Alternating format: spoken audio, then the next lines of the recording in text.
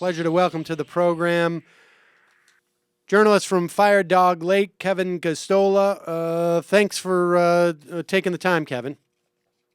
Thank you.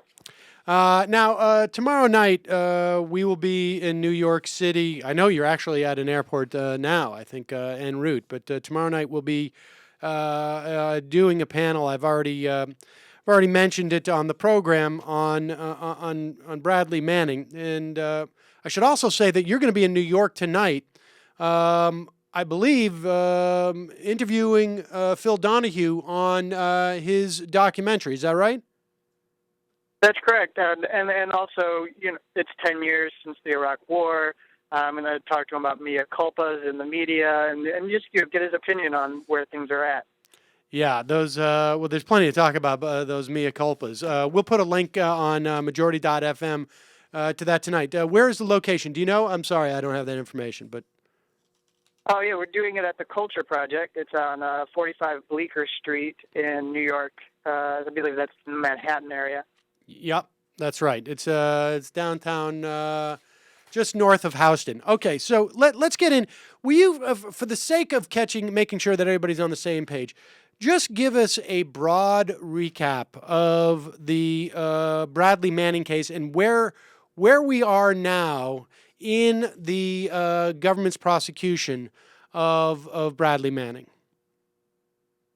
Well, currently, we have a trial scheduled for June 3rd, and Manning himself gave a statement in court on February 28th, and he pled guilty to some of the offenses in the charges that the government has been pushing against him, and he himself has accepted responsibility for passing information on to WikiLeaks. And now, what stands, the situation is the government could accept the plea, they could decide to not pursue other charges, or they could go forward. And they so far have indicated they have every intention of pursuing the more severe charges. So to break down the charges, Manning pled guilty to the willful communication of the information. He pled guilty to possessing that information and that he was unauthorized to possess it in the way that he did. And now, just to remind folks, the information that you're referring to consists of the collateral damage, the so-called collateral damage video of U.S. forces killing two Reuters reporters and a third person who is attempting to provide medical attention, I guess, to supposed militants.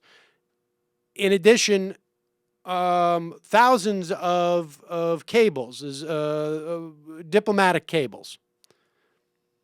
Yep, that's correct. And we have Iraq war logs, we have Afghan war logs. Those Iraq war logs have been making headlines because the Guardian's been doing reporting with them in the past month, finding details on how General David Petraeus was likely connected to Iraqi death squads in the country.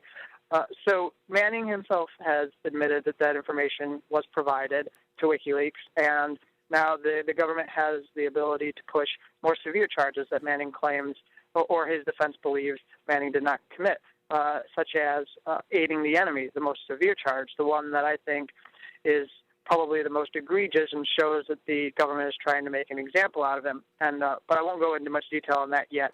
Maybe we'll go into it some more after I lay out the other charges. He's facing charges under the Espionage Act, and Obama himself has brought a record amount of cases against alleged leakers or whistleblowers under the Espionage Act. He also faces a violation of a federal larceny statute, so they want to argue that he stole or purloined or converted the information improperly, and that's how they're pursuing him. So he does not think he committed any of these federal offenses, but he has admitted that he violated military codes, and that was quite obvious. It was pretty clear that he was going to have to admit or confess that he violated those military codes. And so let's talk about, in particularly, aiding the enemy. This is a charge, though. While the government has indicated it will not seek the death penalty, it is a charge. It is a capital offense. That's correct, and it also is an any person offense. So everyone should be concerned. Don't just say, "I'm not in the military. I don't have to worry about it." The aiding the enemy charge could be attached to somebody who gets designated an enemy combatant. In fact, I think the military has used some form of this charge against people in the war on terrorism who they have wanted to bring into a court to prosecute them for war crimes, I believe. So the way Now, that I they're want to pursuing put a this, fine point on this because people need to really understand the difference here. That charge of aiding the enemy, had Bradley Manning simply been a civilian and had come across this material in some fashion and had passed it on, like he said in his statement, he attempted to pass it on to the New York Times and I believe it was the Washington Post, and had a civilian done this, and then ultimately to WikiLeaks, had a civilian done this, they would still be subject to that same charge, just to be clear on that. yeah, to be clear, you could still bring an aiding the enemy charge against a person. But I tend to think that they're using the aiding the enemy charge because they can, because Manning is a soldier. And the other thing to add in our conversation here is that there's a well-known exchange now that happened during the pretrial proceedings where the judge actually asked the prosecutor point blank if it was that he had provided information to the New York Times or the Washington Post. Would you be prosecuting him in the way that you have? To get to the idea or the issue of what is WikiLeaks. Because really in this trial or these proceedings, we haven't defined or come to an agreement on what WikiLeaks happens to be. You know, the defense says it's a media organization. The other one, I think, would dispute that it is and would put it in the realm of some kind of a hacktivist cult or group that is engaging in acts that are detrimental to the security of the United States. So she asked her this question, and she replied, yes. So their claim is that it wouldn't matter. And then that is very profound. I think people should be concerned because that in itself indicates a risk to press freedom.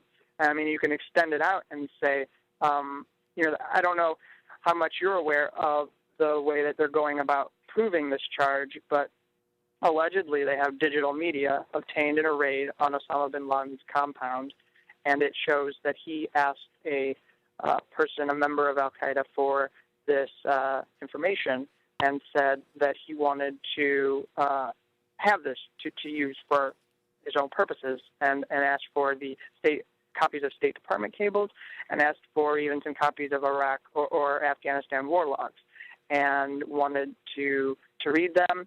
And this is part of the evidence that they're using to push the case. And not even more.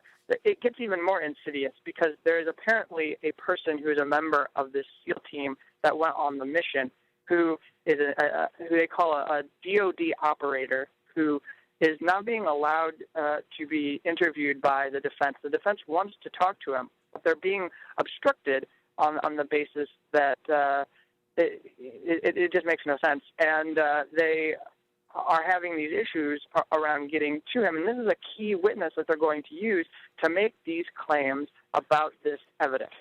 Okay, so let's just I just want to lay this out because Yochi Benkler, a law professor at Harvard Law School and co-director of the Berkman Center for Internet and Society at Harvard, points to this this notion that somehow Manning was aiding the enemy because this information showed up on bin Laden's, or allegedly showed up on bin Laden's computer, would be the equivalent of Daniel Ellsberg being charged with the same thing.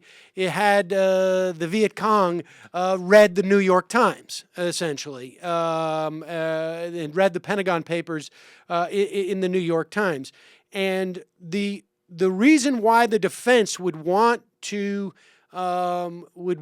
interview the member of that SEAL team would be to ask them, what else was on that computer? In other words, if there's probably a wide range of things that bin Laden was reading about the United States, and this would have been simply part of it that would have theoretically also been published in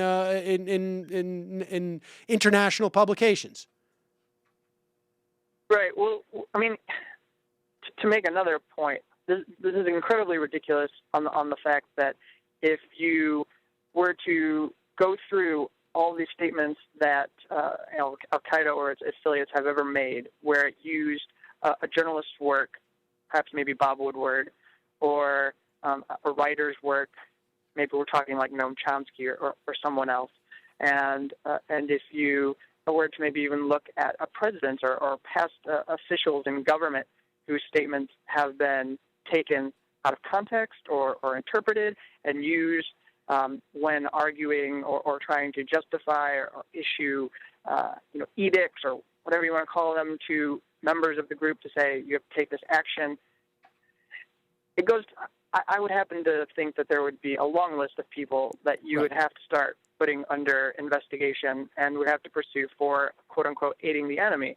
So that's how ridiculous it is. The government is going after Bradley Manning in this fashion. Okay, and so this is where we are at this juncture. We are waiting to hear if the government will continue to pursue these capital offense charges or simply accept what more or less constitutes a plea, I guess, by Bradley Manning.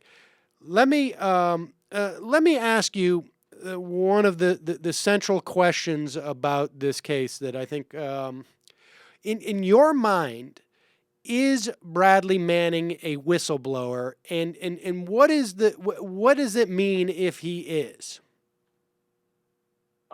Well, I said this much in a Nation article that I wrote a couple weeks ago, that I believe that Manning is a classic whistleblower, and that he himself, you can read through his statement and see that what he was doing indicates that he wanted to expose what he believed to be misconduct or wrongdoing, and so that people could see it. We're sitting here right now having this conversation, and tomorrow is the anniversary of the release of the Collateral murder video. So because there are multiple examples, I'll take this one example because I think it's a very, very rich example of how Manning is a whistleblower. So what he said in his statement was that he was able to find this video because he was in the intelligence facility where he was working as an analyst, and other soldiers were viewing it.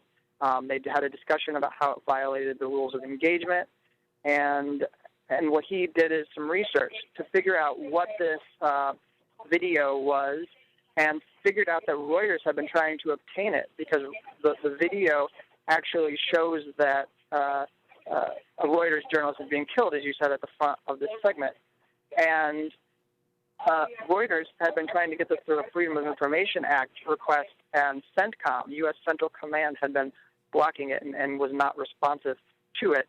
So he wanted to get this video to Reuters, and also he wanted to release the video so that everybody could view it, so people could see what was happening.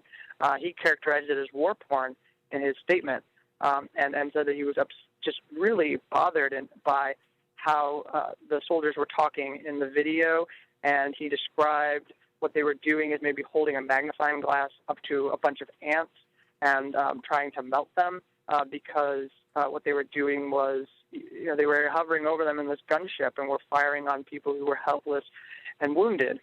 And he didn't just want to release the video. He wanted to go through an effort to actually send a copy on a CD to Reuters in London so that they would have an actual authentic copy. So if the U.S. military said, this isn't really the video, they would be able to go, no, we've got it, and it's got all the authentic data on it that can prove. And this shows that your soldiers were responsible for killing our employees. So that just, that adds to my feeling that he is a whistleblower. And what of those people who say, well, had he just released the collateral damage video as opposed to the thousands of cables and logs, maybe your case would be solid. But what is your response to that that claim?